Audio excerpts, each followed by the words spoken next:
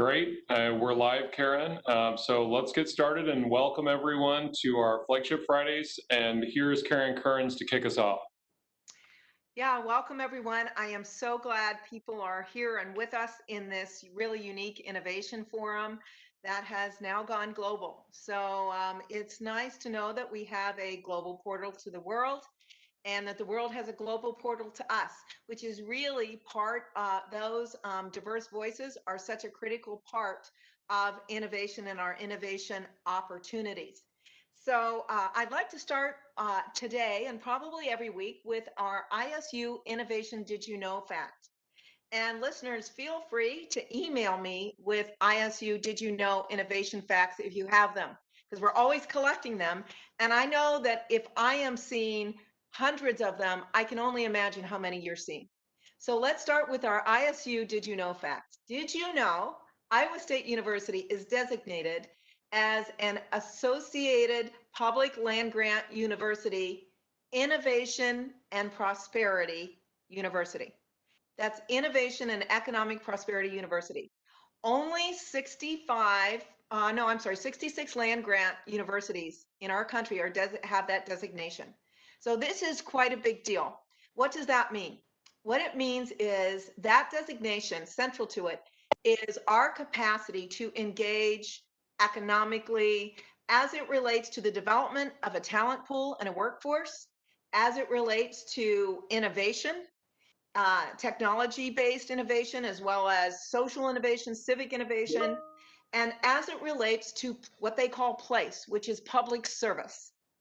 And that's an extent how we extend for our students, our staff, our faculty, and to our community, including our industry, how we extend service, how we work together collaboratively to serve and deliver. So how do we practice being an innovation and prosperity university? And what's our experience of prosperity?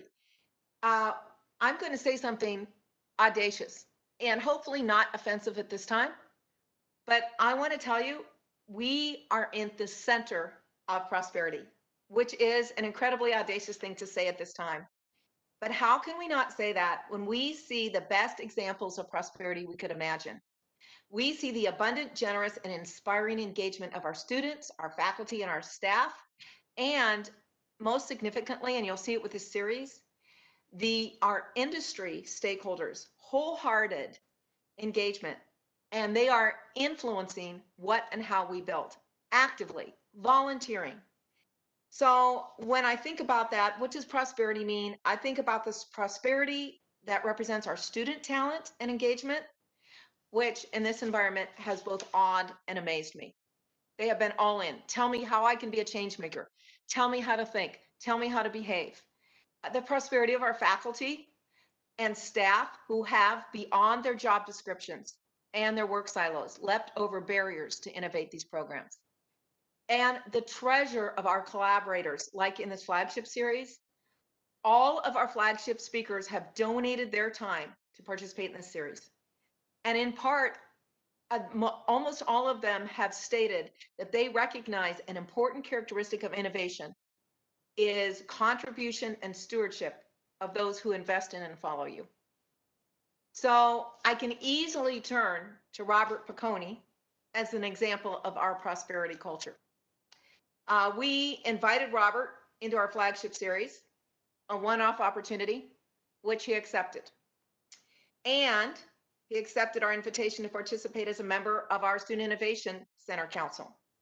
And he is working with other prosperity-minded innovator partners, Dennis Muhlenberg of SciFly Consulting and David Slump of Harman, to find pathways for student industry collaboration. And these are just to name a few of our industry partners who are doing this. So I want to acknowledge to all of you students, faculty, and industry collaborators out there, I am so impressed because we are a prosperity university, not because of money, but because of the prosperity mindset and that culture of, and what else can I do? And so let me turn this over to Abram to introduce one of our prosperity champions, Robert Piconi. Well, we're really fortunate to have Robert Piconi here with us. He's the co-founder and chief executive officer of Energy Vault. He brings a wealth of diverse experience through his prior executive leadership roles at Fortune 100 public companies, including areas such as diversified energy, telecommunications infrastructure, and security and network management. Robert and Energy Vault have won numerous awards for their innovative work, and most recently, Robert was named a Sustainable Development Goal Champion by the World Economic Forum. He was one of 8 people named globally, so we are truly fortunate to have Robert here with us today. Robert, welcome. Hey, thank you very much, Abram. It's a pleasure to be here, and thank you for having me. I think the first thing we'd like to do is just to hear from you a little bit about what is Energy Vault, what does it do, and why should we be so excited about its contributions to the world right now? And I believe you may be trying to share some slides. We'll see if that will work for us. Yeah, let me go ahead and see if I can do that here right now. Give me a second. Like everything seems to be working. Here.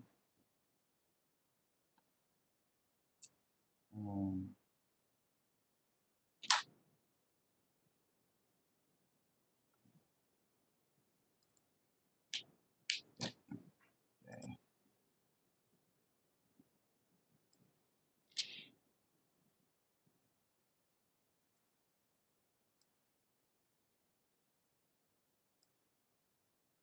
As Robert's getting set up here, this would be a great time for Nakaya to tell us a little bit about the Q&A function. Hi, everyone. I'm so happy to be here with each of you today. It seems like we have a group of 80 plus people and it's growing. And we're just so excited that each of you are engaged and ready to participate in this dialogue. So I want to talk about what that participation looks like. So I will be monitoring our Q&A. So you can go ahead and ask questions. Don't feel like you have to hold all of them at the end. We'll try to sprinkle those questions in for Robert as we continue our discussion. So just feel free to get started. Okay, and it looks like everything on my end, Nakai, is loading, so it's like the file's loading up. Great. Well, look, let me tell you a little bit about Energy Vault, and very excited to share because we have just had a pretty amazing year and what's been a very, I think, strange year for all of us, needless to say. So Energy Vault is a company that participates in the energy storage area, and Abram, my screen looks like it's sharing. Can you see that now? Is that visible to everybody? Yes, it looks great. Okay, great. So, so Energy Vault is plays in the energy storage industry, and for those of you that are new to energy or looking at how it's stored, energy and storing electrons is one of the few things in the world that it actually costs a multiple factor to store it than it does to actually create it. So, for example, to burn coal or to burn natural gas or any of the fossil fuel is actually very inexpensive. But to actually store electrons is very, very difficult. It's not only difficult to store without degradation, like you have, for example, with your cell phone and your laptops, which is lithium-ion based. Of course, those things degrade over time and can be frustrating, of course, with that battery life. But in addition, it's very, very expensive. One of the things in today's world, if you look at how is most energy stored today, about 90% of energy is stored through these large pumped hydroelectric dams. So these are the big dams that are typically multi-billion dollars. They rely upon having a topology, so they rely upon having land masses or mountains where you could actually make concrete to build the dam. It relies on then motors that essentially the water will fall, and it uses gravity energy storage.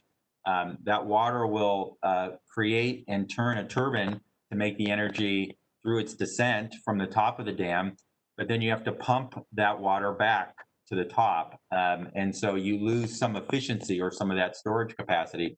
But that's been traditionally how many countries in the world have been storing energy. But obviously, there's a lot of problems with these big hydroelectric dams. First of all, most of the places you could build them economically have been done. okay, because you have to have a specific topology. And the other thing today is we're less apt to be damming up rivers, for example, and creating issues with the wildlife ecosystem. So in California, which is where I am today, there's many projects that have been proposed to build these large pumped hydro facilities, but they have a large impact on the environment and that wildlife ecosystem, and it disrupts it. And so, because of that, environmentally, it's not really something that I think today we should be continuing to do, despite the fact it is a an interesting way to store energy through the mechanism of water and gravity. So it's attractive in that sense, which is going to get to how we've solved the problem here in just a minute. But it is something that I think over time, also even with the costs for these large pumped hydro facilities, they're still quite expensive. So just to put it in perspective, a pumped hydro facility costs roughly between 15 to 20 cents per kilowatt hour, and that's on a levelized cost of storage basis, or the cost to store something over time. To put that into perspective, for fossil fuels today, it costs about 5 to 6 cents, for example, for some of the cheapest fossil fuel plants to create energy. So you see that difference. For us to actually create energy through fossil fuel, it's 5 to 6 cents. To store it, it's in this 15 to 20 cents. So that's very expensive because if you look at what we're trying to do in the world now to solve the problem of climate change, it's to try to deploy renewable energy. And the problem with renewable energy, like solar, for example, or wind, is that it's unpredictable or it's intermittent in the least case.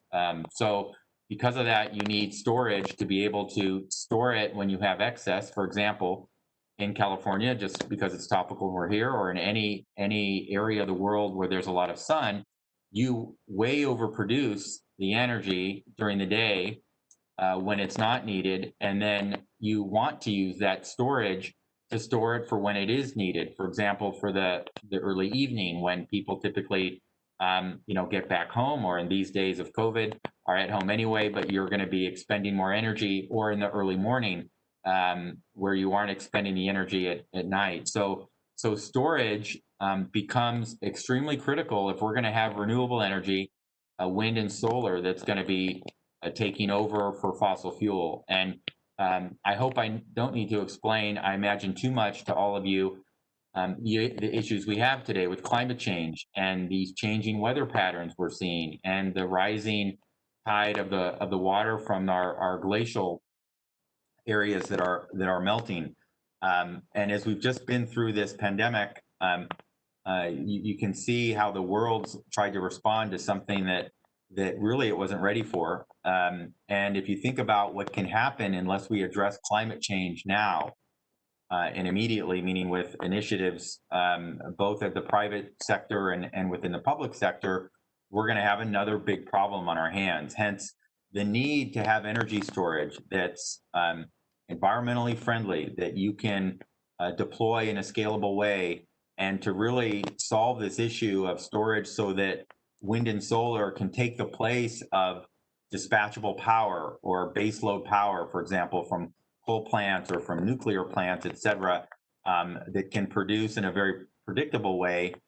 Energy storage has to solve that problem now in order to have renewables take over. And so that's how Energy Vault came about. And what we've come up with is a way to store energy, not with chemical batteries and not in ways that are environmentally unfriendly, but utilizing the same concept of pumped hydro, of gravity, and utilizing that concept, but solving for the things that really haven't been good about pumped hydro, meaning we can basically build it anywhere. We can actually also do it at a levelized cost that's much, much lower than anything else in the market in storage. And that's because we don't degrade over time.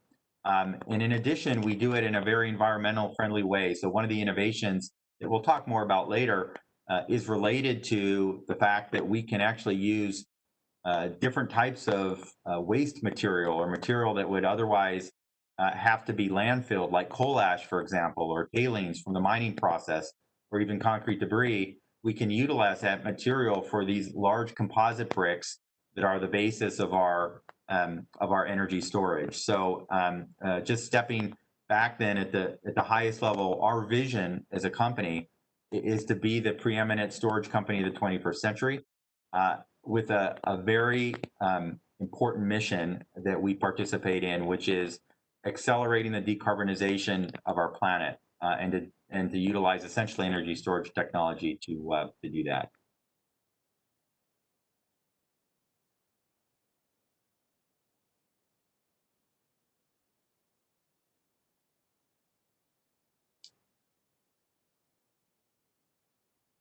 Abram, are you there? Or? Yes, wonderful, Robert. I would love to hear more about this, but I think one of the things we really would think our audience might be super interested in is how do you arrive at Energy Vault in this current moment as an individual professional? Tell us a little bit about your backstory. What was the arc, the narrative arc for you that led you out of your education and into the role you're in now? Great. So first of all, I guess to start, I grew up working in a family business. So I think like perhaps many of the students here have done, and that was proved to be a very valuable experience. And we our family started a winemaking business actually out in California. So back in the 70s. And so I started working in that business since I was 5 years old. I was the youngest of 6 children, and I spent the most time working there. Which is, growing up, of course, I wanted to be with my friends out surfing or playing sports and things, and all my weekends and my summers were spoken for. So I guess one of the things I learned growing up is the value of work, and really learning also to deal with the public, and learning a little bit about science. And so these are things that I think were invaluable, I think, through my childhood. And I also realized that in that I really enjoyed building and creating things, as you do along the way in any family business, where you are you need to do multiple tasks. And so that was very helpful for me to both, I think, look through deal with what I had to do in the business growing up, and then deal and wear other hats. For example, on weekends, I dealt with the public very often. So this was, I think that's really where it started. And then essentially, as I finished my undergraduate degree, I really wanted to start and look at working in a larger global business. So for me, I was fortunate enough to do 1 year of study abroad. So I did 1 year in Italy, and that really opened my eyes to the world. I think here in the U.S., we can get, a view of the world that's a little bit myopic, and where we see everything from a single language, single cultural perspective. And being in Europe was very different. I think there were many different cultures in very short distances, different languages, different perspectives. So I think that experience also, had me realize that I really enjoyed the global aspect and understanding history, and how the history of a country or people shaped also how you do business, for example, and how you interrelate with them. So I was very fortunate in sort of my first, let's say, 25 years of my life, to not only grow up, I think, working and understanding what it took to build a business and wear many hats, but then also getting a global perspective. And so the first part of my career, I worked in diversified energy, which is very interesting because I started working for a large oil company, and here I am coming back here to a time when I'm actually now working in renewable energy. So it's like coming home in one sense, but I think, helping the world now deal with climate change. But that progress between, that time and where I am now, so sort of the last 30 years for me, was very instrumental. And I would think about it in three phases.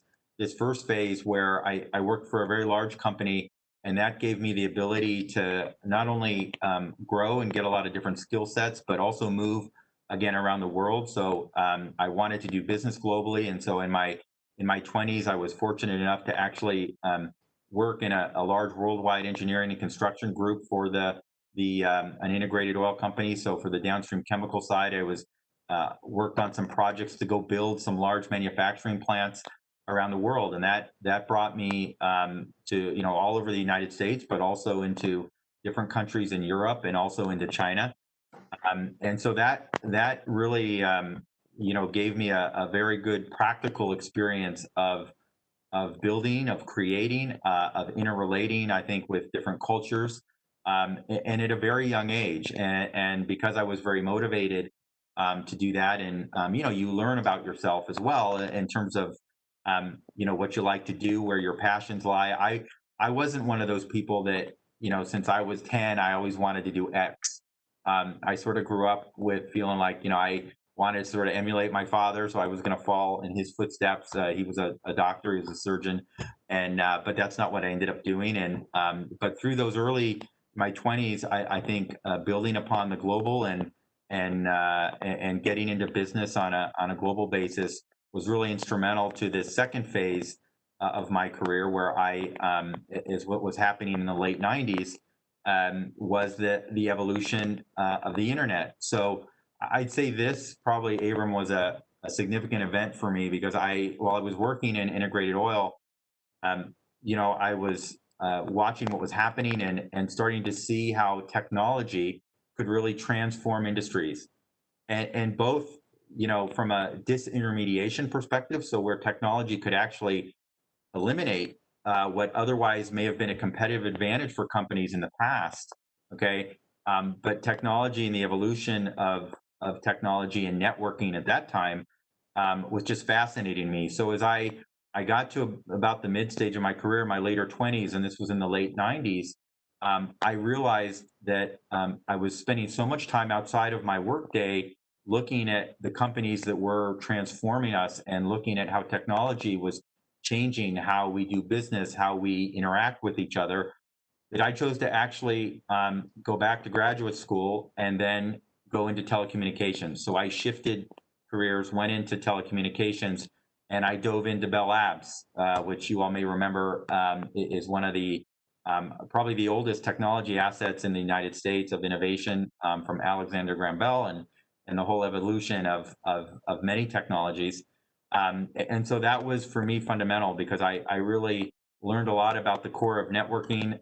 I learned a lot about how to apply it and build out and then manage networks. And those were my first roles, where I was managing large businesses. So I got into managing some multi-billion-dollar businesses, and that really was also instrumental in my growth and my leadership. And this second phase, Abram, I'd say, was an important phase, because it showed me and demonstrated something that I became very passionate about, which is about leadership and how to lead people and how to motivate, and the responsibility that you have as a leader, really, and not just about making the dollars and cents work, but the impact you have on people's lives. Robert, can I speak to that? Because this is a really important point. Many of our students are thinking, oh, wow, you jumped in your 20s to do billion-dollar company. That's so far away from me. Who am I? How am I here? And especially the sense of lack of empowerment and agency in the current environment that can lead to this belief that we can't influence and impact. But there were some qualities, I bet, that our students would recognize that were in you that would also attach to them and who and how they are.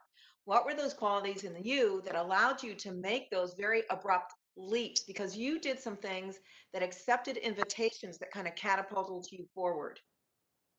Yeah, by the way, it's a great perspective, and it's just amazing. I'm telling this story from something from 20 years ago or 15 years ago, and yet the relevance today, Karen, to your point, with what's happening in the world and this whole social responsibility aspect and the obligations, I think, and responsibilities that companies have. So for me, just to share an event, I was when I started to lead my first business, and this was at Lucent Technologies, which has since, I mean, it's just amazing. I think back, it's now we merged with Alcatel, and then now it's Nokia.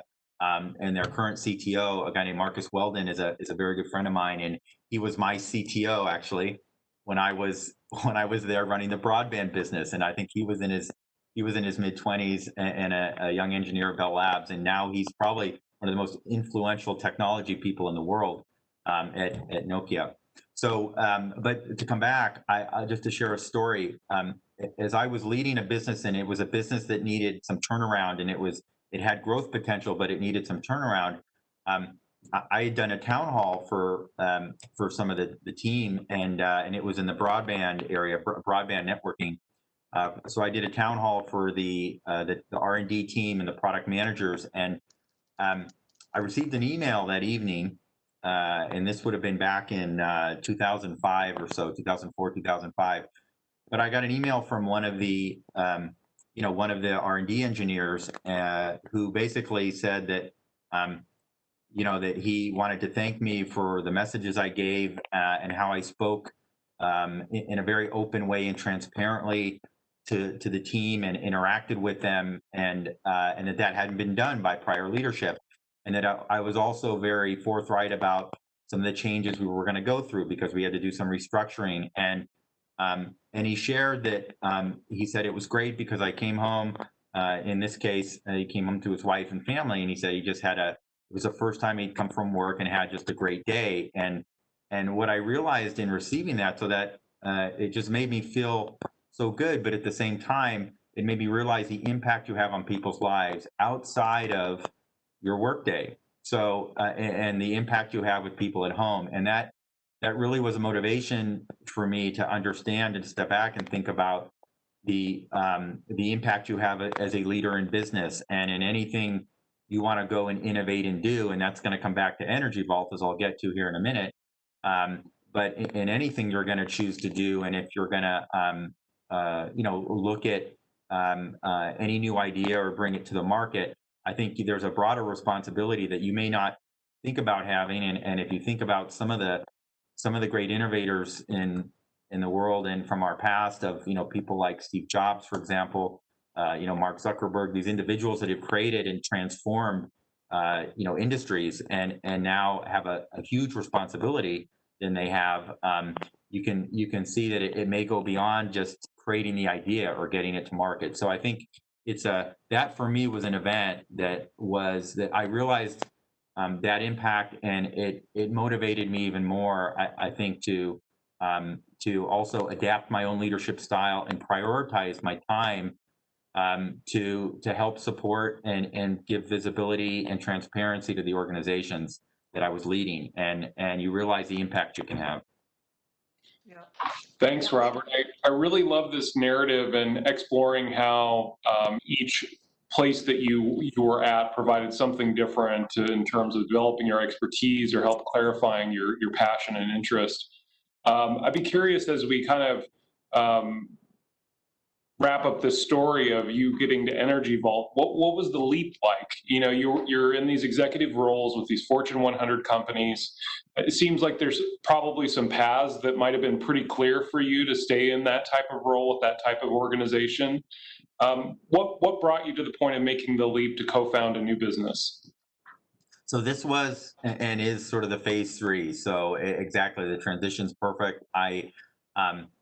As I worked in the telecommunications area, and as I was there was a large merger of the company, and then as I became more known in the industry, I was recruited to do certain things, and one of them was to lead to play a president role or a leadership role of a public company, and it was a much smaller company. So I say smaller. It was still a 500 million revenue company, but was my first opportunity to really lead an entire organization. And what I liked about that in making this transition to creating and building companies was it gave me the ability to actually impact things in more real time.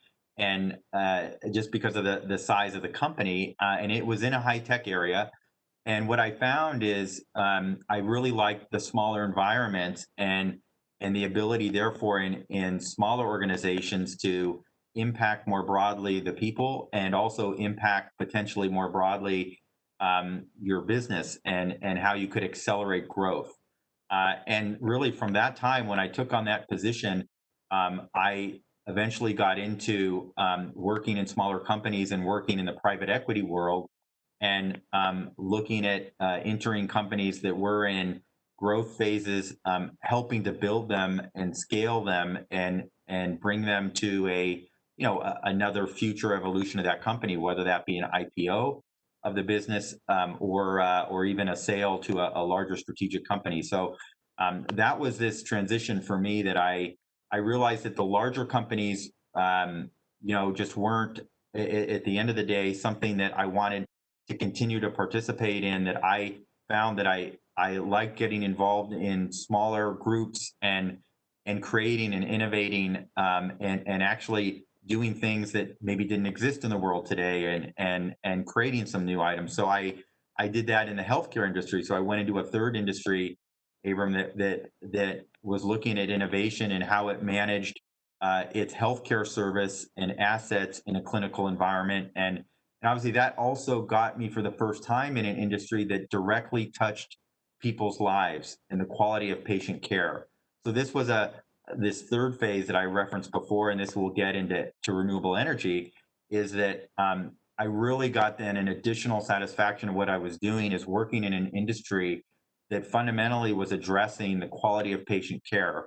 And in that case, enabling a new business model for how to manage, hospitals and manage the environment within a clinical care environment, and really improve that patient experience. So that was another ambition I had, that I really, in anything I was going to be doing going forward, I wanted to make an impact, and there's no bigger impact, I think, in people's lives, and that's really what got me then full circle with Bill Gross from Idea Lab, which, from very fortuitously, I was contacted by him in Idea Lab about 10 years before to recruit me to lead one of his companies. And unfortunately, that timing didn't work out, but I stayed in touch with Bill and Idea Lab. And as maybe some of the students are aware, if they looked at Energy Vault, they would have found probably Idea Lab very quickly. But Idea Lab is one of it's the longest running incubator, technology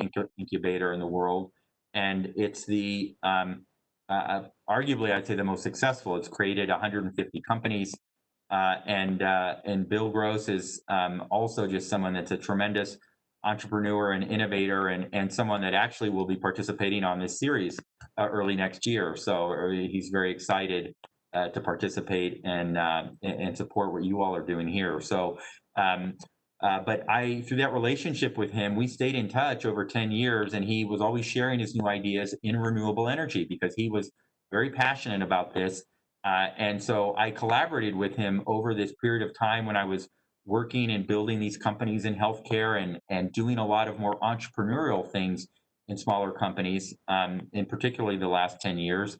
And that's when he called me one day, and in classic Bill Gross style, he said, "Rob, I have this great new idea for energy storage, and I want you to be the CEO." And the timing, and we'll come back to timing here. It's one of the charts. Unfortunately, when I shared my screen, it was going through the screen. I'm not touching anything, and it was for some reason going through my charts. So I don't know why that happened, but it's all right. I don't need the charts to tell the story. But one of the things that Bill, when he does TED Talks and speaks to people about, is around timing. And it's just so interesting that the timing had never worked out for us in the past, but it just so happened I was living in Switzerland. Bill didn't know that, and the CTO that he was working with to begin this company happened to live not only in Switzerland, but 30 kilometers north of where I was living in Lugano, in Switzerland. So I just felt like that was such a sign that, okay, this has to work now. So I stopped what I was doing.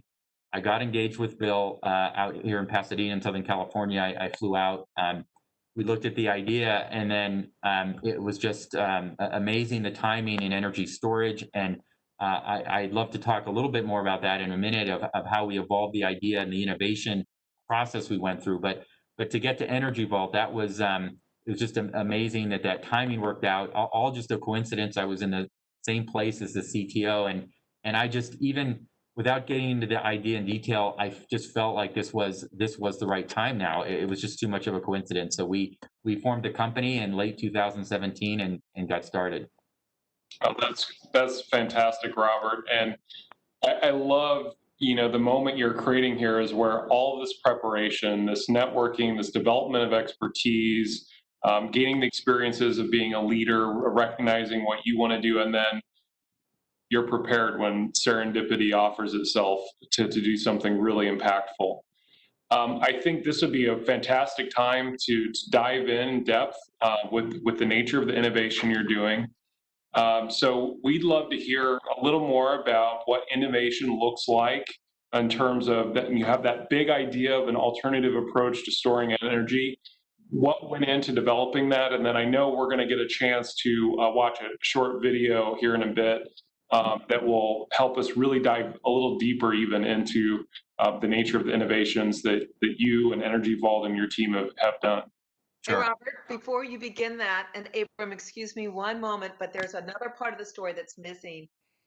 Robert, in addition to all this, there's this illusion about work-life balance and family and that sort of thing. As you did your innovator's journey, there is a component of innovation as you bring others along and young people along and through this journey. And I am just, you might want to mention, I wonder, you have 8 little innovators. Do you not? Yeah, I probably was a little bit remiss in not mentioning that, although I because I typically do, but I will talk about that. It's a great part of the story, and I think it's something that can be helpful as people think about priorities. And I will say this work-life balance, it's a I don't even think it's not an illusion. It's a very real thing that you have to deal with. But I think and just to share, as I was going to my doing my undergraduate studies, and not far from Iowa State, I went to Notre Dame on an undergraduate for undergraduate college, and I always thought in my 20s I was just going to go take the world. I was just going to go work. I wasn't going to think about having a family. It was just all going to be work, work, work, and go and build your career and travel and do all these things before quote unquote settling down and having a family. Well, as you know, life doesn't work like that sometimes. And when I was in Italy studying when I was 19, I met someone that became my future wife, and I was studying in Rome, and we were both studying actually there.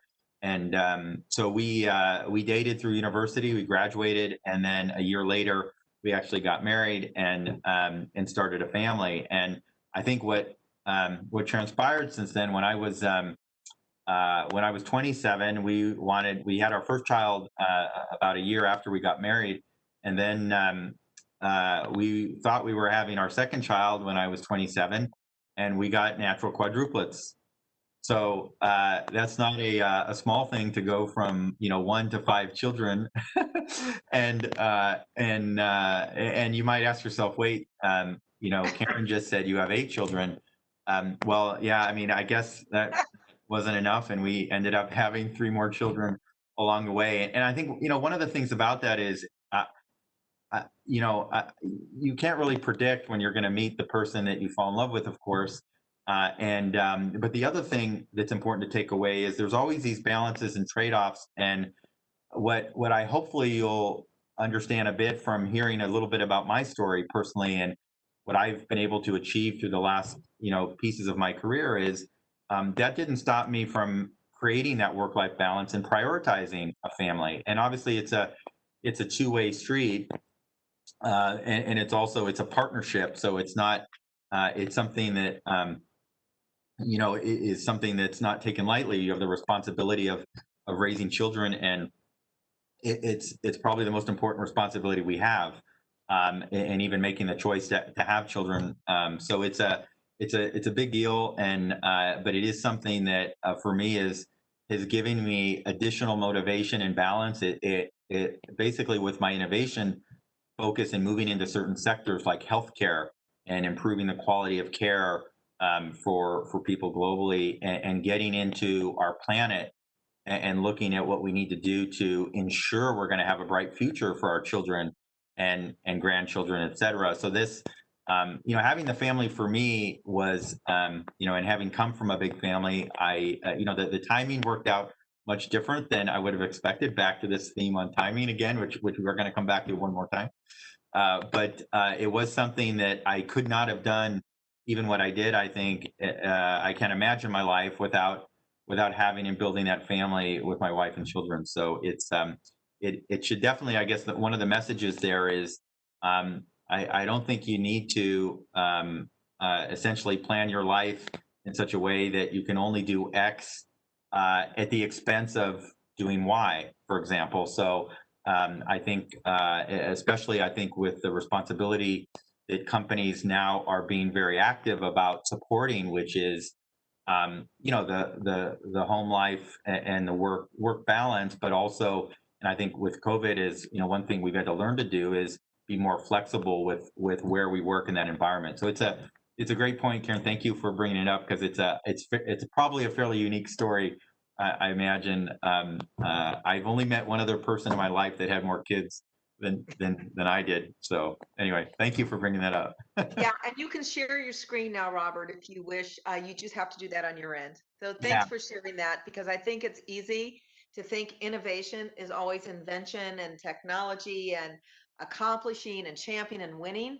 But in fact, innovation is primarily the crucible of innovation happens in relationship. And yeah. that includes how we have our family relationships and our personal relationships is actually how we end up having our business relationships. So I just wanted to bring that up. Yeah, no, I appreciate that. I think it's definitely a unique story, and it's been obviously for me been very impactful and an integral part of my life and success, I'd say. So, well, great. Well, look, there's a file that's loading up right now, and back, Abram, to your question on to talk a little bit about the innovation journey we have with Energy Vault, because like anything else, there's a long distance, and by the way, very low probabilities to get to success from having an idea. And I want to share some things with you because it's for us and for Energy Vault, and as we got together with this idea of energy storage, there were certain things along the way that, of course, happen and I think could be relevant as you think about taking on um, different courses of study and also as you get into the work environment and thinking about your career. So when Bill Gross contacted me about this idea that he had, and we got together, and before even creating a company, of course, you have to go over and understand a lot of things about just an idea and even have an initial thought process of how it comes together. But how is this going to address a key market and a market segment and a market problem? And you get into other things, of course, as you go along. But it really, a lot of it starts with a problem that you're solving or a need that's there that is not being met in the market, and that you've come up with something that potentially doesn't exist today, and that you think can be very relevant to solving a problem or providing a service or any number of 4 or 5 things. So what I'd say is what we ended up doing here, and I'm just trying to see how I can get this to forward on my side. Second. There we go. Good. It's working now.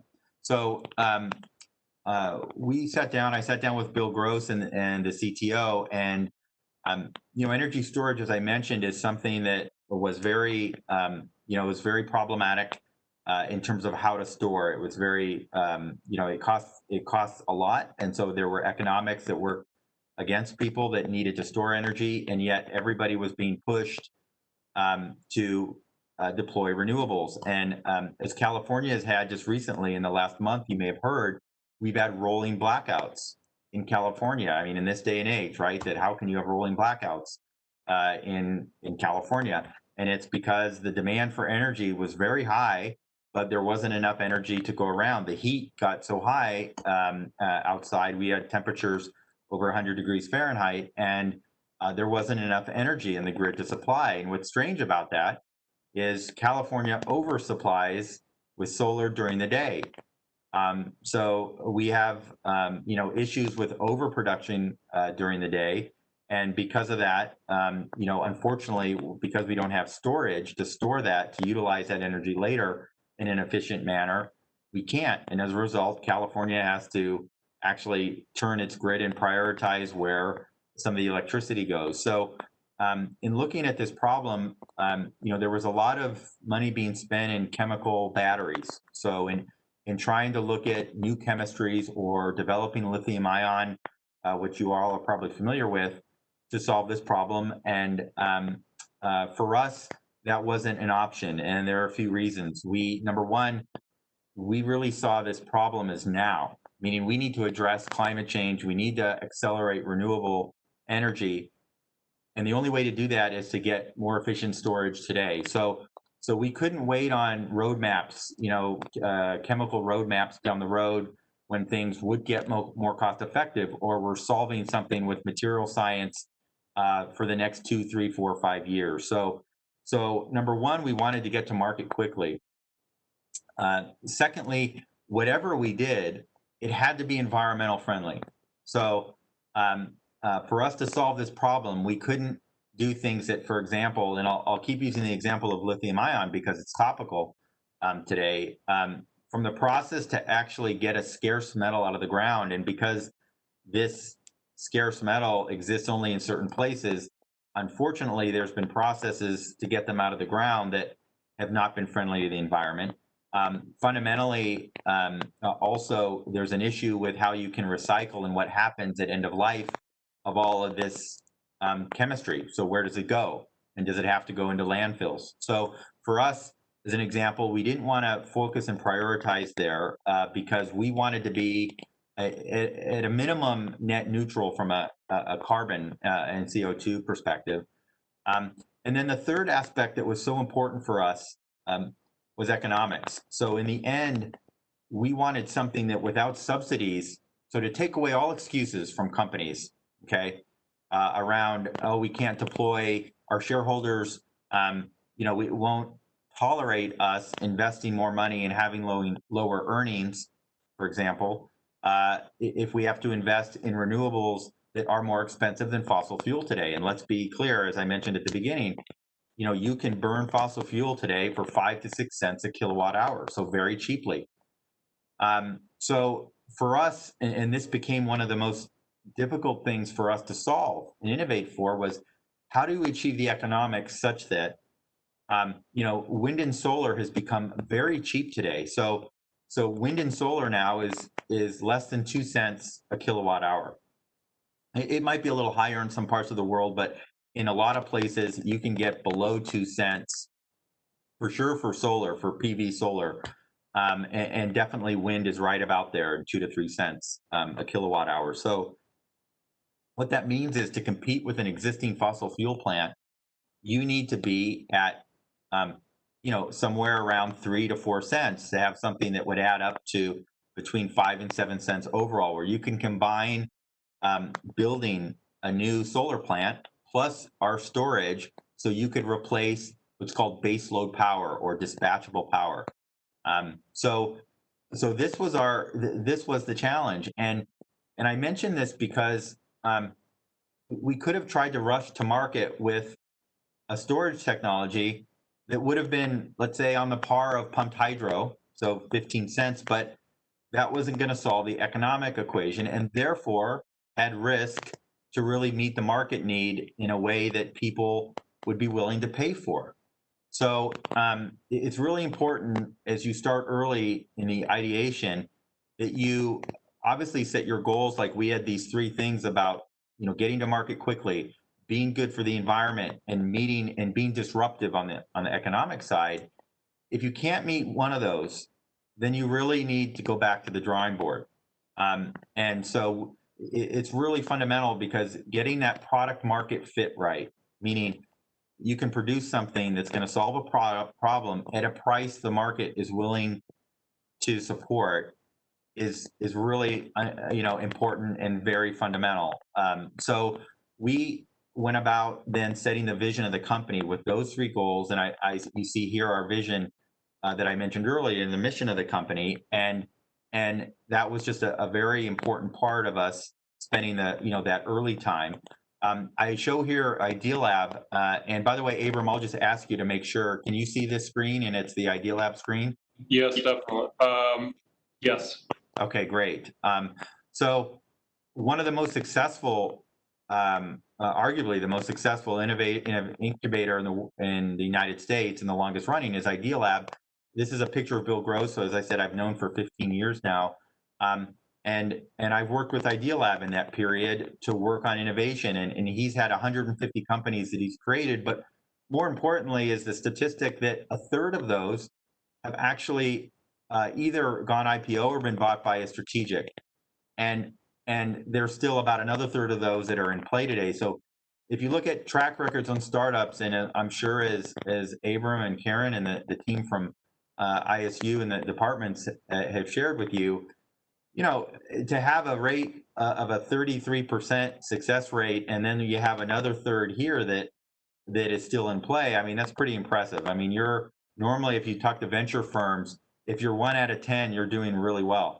You're doing really well. And the most successful ones, of course, do a little bit better than that. So obviously there's a recipe here that Bill has, both as an innovator and entrepreneur, and that as I began to work with him, we focused and honed in on what success would look like early. And I show this chart just to show the number of companies, and you can go to the Idea Lab website and see, and of course you'll see Energy Vault as one of those companies as well. But I mentioned this aspect of timing, and I want to share this because it's so important, and it's so true with Energy Vault. So one of the companies Bill created that very early when I met him, that he had created was a video company. It was a video streaming company that was created at a time in the late 90s and early 2000 when there wasn't enough bandwidth to actually view videos. You had to download a codec,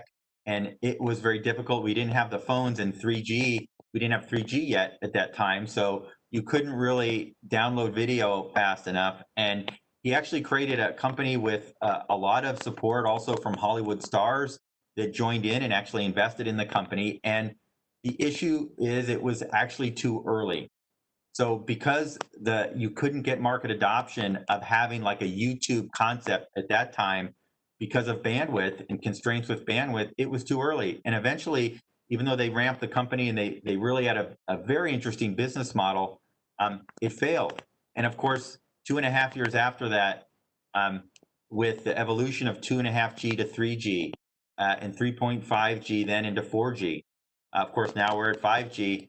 2.5 years later, you have YouTube and you have Google, and the rest is history. So timing is so important. And if I look at Energy Vault, we got together not long ago. I mean, the end of 2017. So in 2 years, just over 2 years, 2.5 years, we not only had the idea. In 2018, we came up with the concept of gravity storage and this very unique way to solve it with designing a crane that had 6 operating arms that had never been designed, with these megawatt motors from GE, Siemens, ABB, Nidec, so from very big companies, and cranes have been around forever. So we leveraged a lot of existing technology, combined it with 21st century software and with machine vision software and some very sophisticated material science. So we brought together things in a way that timing wise, really,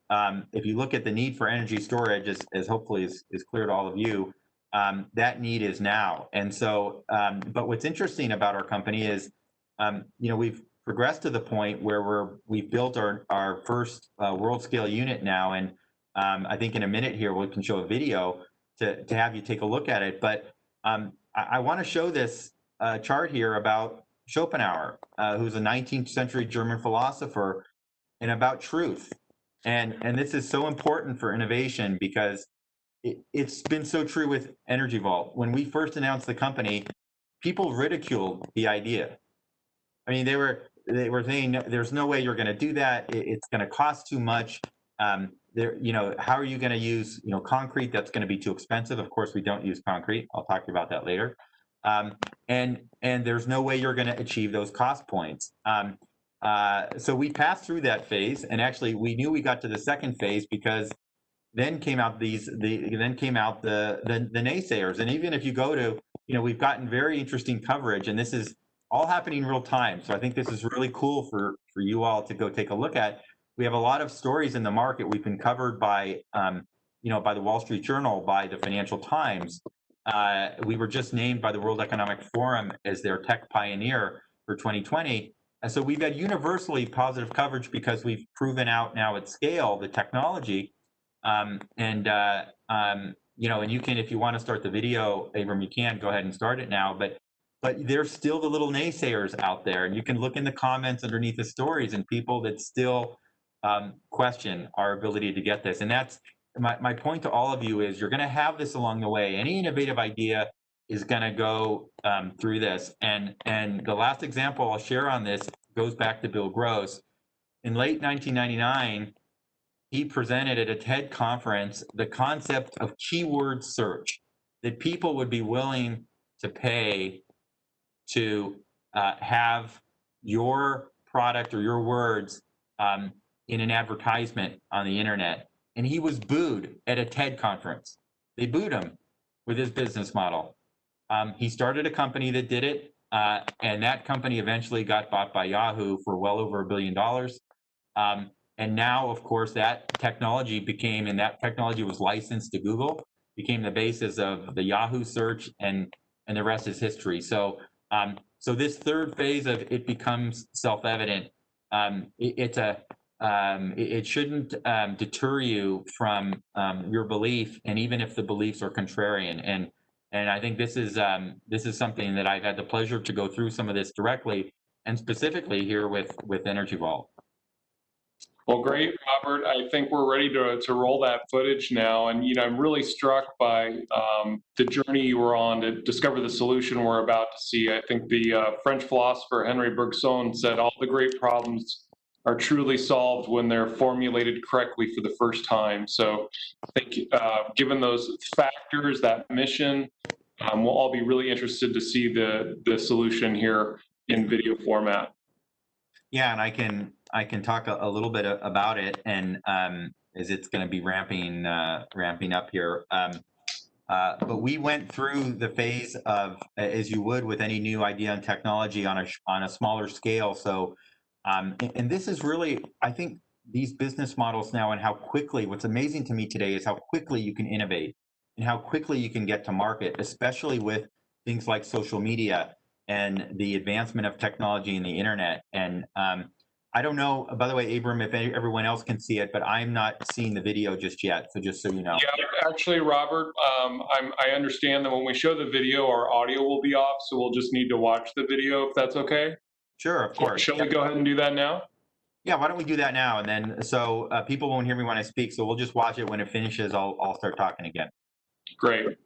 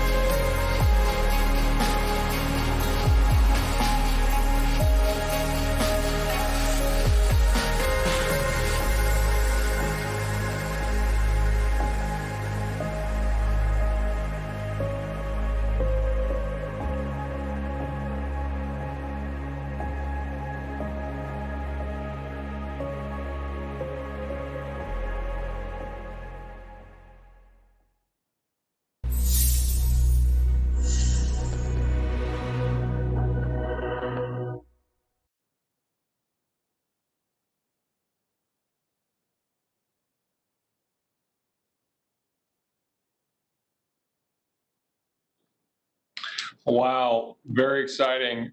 Robert, would you mind explaining in a kind of really simple way how this works, how the energy is stored and how it's released? Sure. Yeah, it's exactly the right time to do that. What you just saw was the construction of the first commercial scale unit in Switzerland. If you saw CDU, that stands for Commercial Demonstration Unit. So just so everybody's aware. And the way the technology works is just at the highest level. It's a combination of, and I have a chart here on it too. I'll show here in a minute. So it's a combination of, as you saw, cranes and these very large multi-megawatt motors. So a combination of more conventional technology and conventional physics combined with this, machine vision software and material science. And here's how it works. Um, Again, similar to this pumped hydro and the water moving, I mean, essentially what we do is we typically will build these systems near wind or solar. I'll use the example of solar. So when there's excess, um, excess power it's created during the day when the sun is shining all day, um, we will take and harness that power. That power will turn these motors and have us essentially move and stack these composite bricks. And you saw pictures of them there. They're massive. There are 7,000 of them per system. They're 35 metric tons each. So every one of those bricks is 35 metric tons.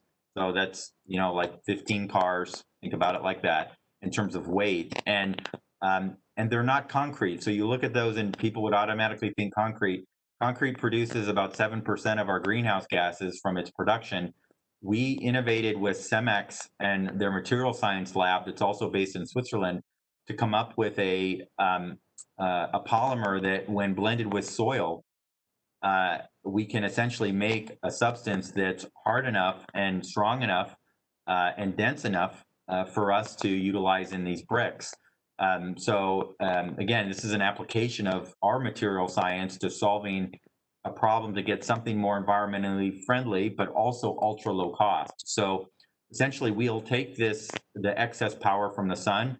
This crane will stack and move these bricks in almost like a modified Lego algorithm, and it will stack them. So that's one of the key patents here is actually the concept of stacking, because of the economics you get when you're stacking these high, and the higher you go with gravity, of course, will drive a better equation for the energy. So this is all what you might describe as more basic physics of potential energy. So the system will stack the bricks up. When they're stacked high, it's all potential energy sitting at height. And then when the grid needs the energy, so when there's demand from the grid, our software, which will do this dynamically, will essentially lower those massive composite bricks in obviously a very predefined way at a predefined speed, but fully tunable, okay? And we'll lower those, and that will drive these motors to create electricity, so to make electricity essentially from the lowering of those bricks. And that's all done with this automated software. So these systems are built out and they're completely unmanned. So they can be, essentially tuned remotely, and they operate autonomously. So that's the combination of sort of potential that goes into kinetic energy that produces the electricity. And by the way, we don't have to just store renewable energy. We can store any energy. So for example, we're working with actually the largest power company in India, to help them balance their coal plants so that they can run more efficient. So they won't be burning as much and releasing as much CO2 to the air, because while they're going to make the transition from coal to renewable, they still need power. I mean, the demand for energy is still growing, especially in emerging economies and developing nations. So they can't just turn off fossil fuel, unfortunately. They need to balance the grid and that power while they're ramping up renewables, and you need energy storage to do that. So we're leveraging this storage to help companies make this transition. Because of our material science that's associated with this brick, we can also utilize, as I mentioned before, waste materials like coal ash, the tailings for mining, et cetera. So materials otherwise that would go into a landfill at a very both high financial cost, but also a high environmental cost. So as another example, we're working with some of the largest coal plants in the world. And I'll use this chart here, where we're working with these large utilities that have significant liabilities in coal ash. So they have coal ash sitting in unlined ponds. Okay. Robert, I can't see the chart. Do you Oh, want to? okay.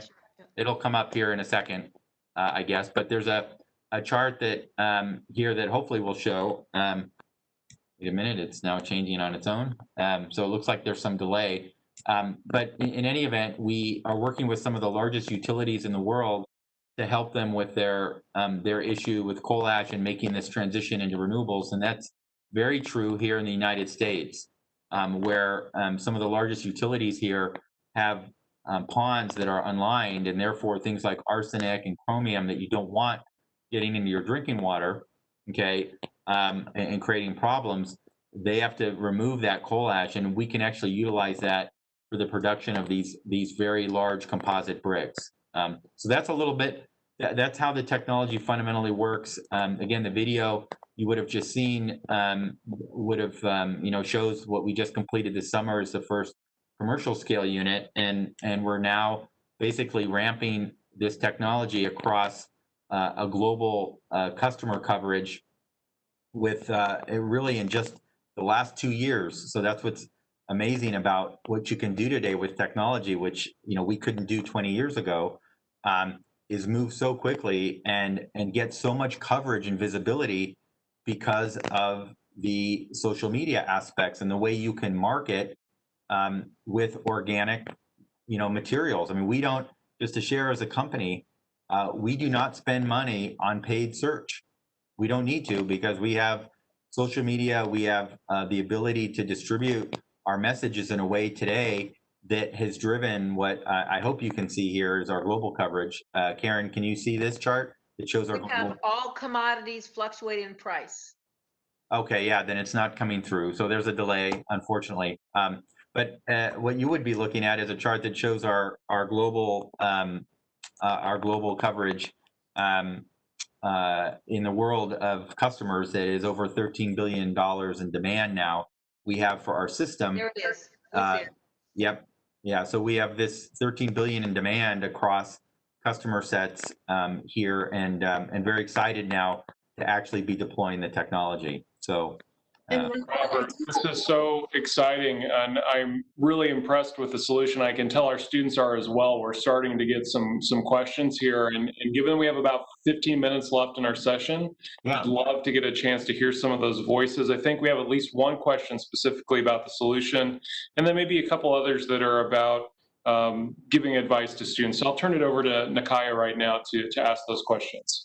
Sure. Thanks so much, Abram, and thank you, Robert. I'm learning so much, and I think we all are.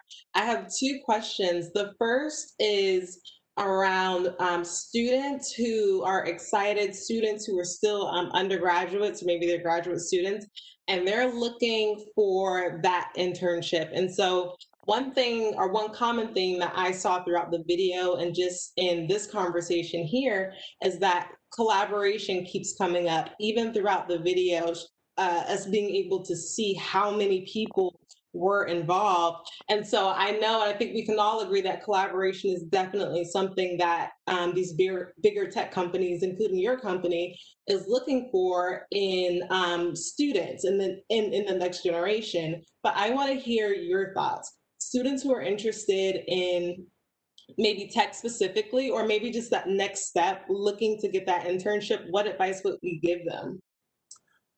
Well, I think today, and from what I think we've seen with the announcements and commitments from some of the largest companies in the world, they want the perspectives and the fresh ideas and the new mindset to be brought early to the table. And the best way to do that, of course, is through an internship. Just to share a personal example, I went into the diversified oil industry. My internship my junior year was with Mobil Oil, that today is ExxonMobil. But so that, I think it's a great way to go get experience, not only to determine what you want to do, but maybe what you don't want to do. Mm-hmm. So I think it's invaluable, and I think there's many opportunities. And I think your university, I'm sure, has a nice funnel and way for students to get engaged. But I wouldn't just stop there. I mean, I think my advice to the students are, and this is the way it is today. Before companies, I used to have to sell myself to companies. Back when we had to go interview. And now I think today the mentality is a little bit different, where you all are interviewing the companies. Meaning, are they going to meet your needs for what's important to you, for your interests? Do they address, and are they socially responsible? And what are their strategies for example, diversity, for sustainability, beyond even what their core business is? So I'd say use your university resource, but don't be shy about reaching out direct to companies. We get to our website, by the way, and we track this, we track it weekly. We get so many just inbounds into our info site of students, people that are currently employed, people that aren't employed, that just love what we're doing and they want to be a part of it because they have a passion for renewables, for sustainability, or they like the science. Some people really enjoy the science, and we're collaborating with Caltech, for example, out here in Southern California on the seismic aspects of how to make our structure very, very stable. And I'll talk more about that a little bit in next week's session on how to innovate green energy. So anyway, I'll stop there but I think that there's a lot of avenues, and students shouldn't be shy about going directly to the companies that are or have the technologies that they want to be a part of. Thanks, Robert. And then my second question is about naysayers. And you talked about that earlier. And one thing that I think is interesting is that we often look at naysayers as other people. But what happens when, as an innovator and as an entrepreneur, what happens when that self doubt kind of trickles into your own brain? And how do you come out of that? Because it happens to most of us at some time, at some point, and it's like, let's just put it all out there. So how would you navigate that? Or how would you suggest a student possibly navigate that in the future? Yeah, it's a great question and a great point. And uh, so I have a chart here on persistence that eventually I hope you'll see it. But you go through that with everything you do, whether you're innovating something new or even through your career, and you're always going to be challenged. And one thing I found is, don't make any assumptions that somehow because somebody has a certain degree or went to a certain university or comes from a certain industry and has a certain title, okay, do not think that somehow they have some special knowledge that you don't. And just universally, I think obviously you have to be strong with your beliefs and your passion for what you want to do, and fundamentally always listen and be very open to people that have an alternative point of view. So it's a balance, of course, and through that listening is how you sometimes determine that there could be a better path. But do not, I would say, get discouraged by the fact that you're going to have people that will always, doubt or have a different point of view. And it's a matter of, obviously ensuring that you go through your own process to do the validation of things like the market validations that you would do, or for in bringing a business model. And there's a lot of ways to do that, but it is something where starting businesses isn't for everybody, and a lot of your learnings through life and through your career are through experience and through not being successful. And that's something now companies, I think, used to penalize the risk takers, and now there's a much different culture today from 20 years ago when I was sort of going through the corporate ranks, that they actually realize that you want to encourage that and that failure is okay because of what you learn. Because in every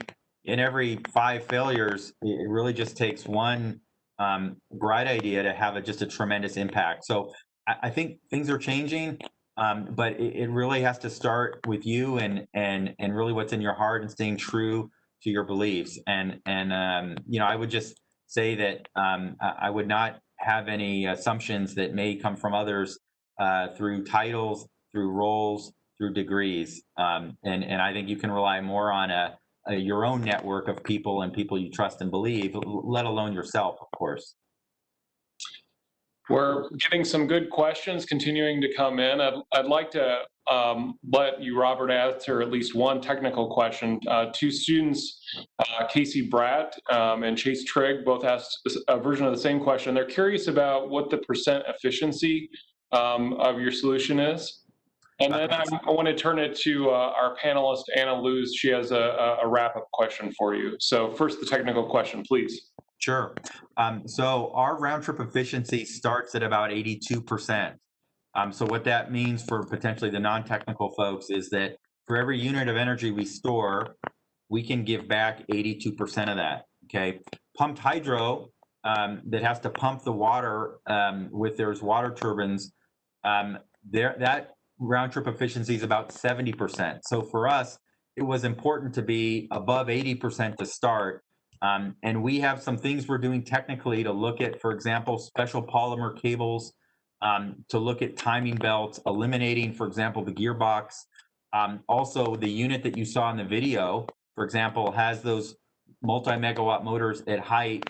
The new units, they'll be on the ground. So there's other innovation we've done that's not part of this first commercial scale prototype to take that round trip efficiency closer to what you would see in batteries, in chemical batteries. So closer to about 90%. But already being in the 80s is some innovation we've done, because you are looking at friction and forces and pulleys and things that normally obviously are going to reduce that ability to have that same unit that you store to be delivered as electricity. It's a great question. Thank you, Robert. I'll just note I'm dropping in the chat now. There's an upcoming event, a innovation short circuit on green energy, where I'm sure even more technical questions can be asked. Now I'd like to turn it over to Anna Luz, who I believe has a question for Robert. Hi, Robert. Thank you so much for this talk. I'm super inspired. So in the world of design and creativity, you just like ding, ding, ding, all the things in my brain. But I wanted to connect it with students as well. And this mission that we have at Iowa State, how do we promote, how do we enhance innovation? And I wrote lots of things that you were talking about, but I wanted to check with you if for our students, what you are sharing makes sense as well. So thing number one, you completely inverted the creative process, and instead of saying, I have an idea and I'll start a business, you actually, by using collaboration, like Nakaya was saying, you leverage knowledge and technology from other domains and actually brought them together. So instead of being a creative spark, it actually became a collaborative creative endeavor. And I like the fact that you say that you took technologies out of their context, like material science, and you apply them in different things. And we have this concept that innovation is when our idea is applied in the world, but innovation is when we get all the dots connected in different ways. And correct me if I'm wrong, but your storyline is just like, oh, that's exactly what we're doing. So I really wanted to thank you for that, sharing that with our students. And then throughout your narrative, you always mention working with. You're never mentioning, even when Nakaya was asking about internships, you said, go and work with. You never said work for. And I find that as a very important step for those who are thinking of engaging in the path of innovation, that you are willing to go and share your thoughts as well, share your ideas as well. So you join companies because you have things to say. And this mindset of you also have a creative thing to put out there. I think you were very brave. Congratulations on 8 kids.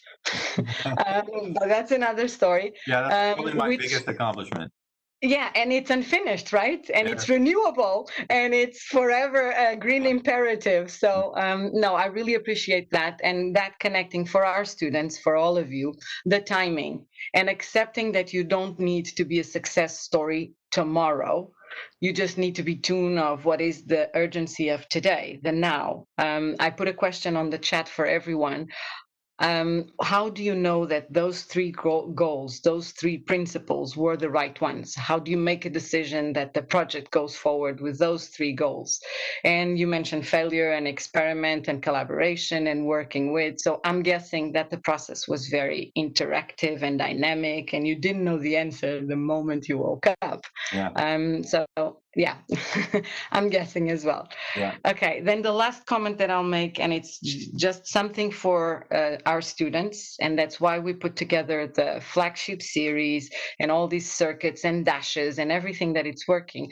You said, and I'm going to quote, "I was not waiting for the roadmap," which means that you took action and you had an agency of discovery. You wanted to go and connect things. So for our students, would that be one of the biggest, I don't know, challenge thing would be to not be waiting for others to tell you how to design the future?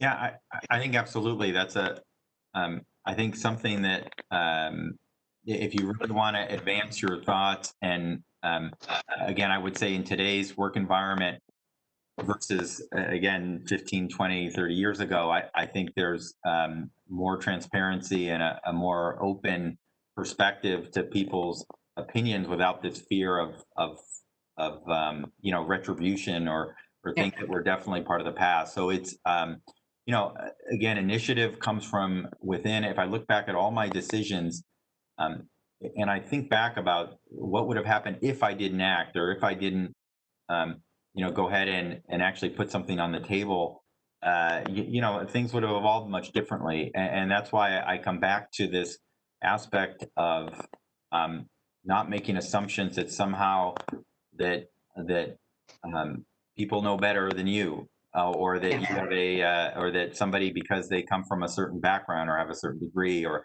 have a title, that should not scare anyone. And I think if anything's been true, and as we've done even with Energy Vault here, we took a concept combining conventional things that exist, integrating some pretty cool innovation in software, and utilizing materials differently to solve a very big problem, and it hadn't been solved.